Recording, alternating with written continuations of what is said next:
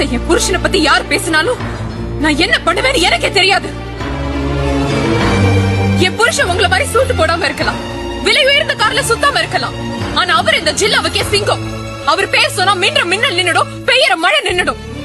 என் புருஷன் பைத்தியக்காரர் தானே சொன்னீங்க? ஆமா, அவர் பைத்தியக்காரர் தான். உங்கள மாதிரி உதவி இல்லாத அண்ணனுங்க இருக்காங்கன்னு தெரிஞ்சுக்காத அவரு பைத்தியக்காரர் தான். என்ன சொன்ன மிஸ்டர் ரவி?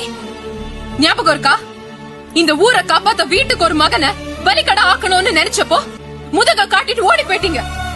என் புருஷன் ஆம்பளை நெஞ்ச நிமித்திட்டு நின்னாரு, உங்களுக்காக கத்திய புடிச்சாரு. அவரு பட்ட கஷ்டம் பாதி ஊருக்குனா மீதி உங்களுக்குடா.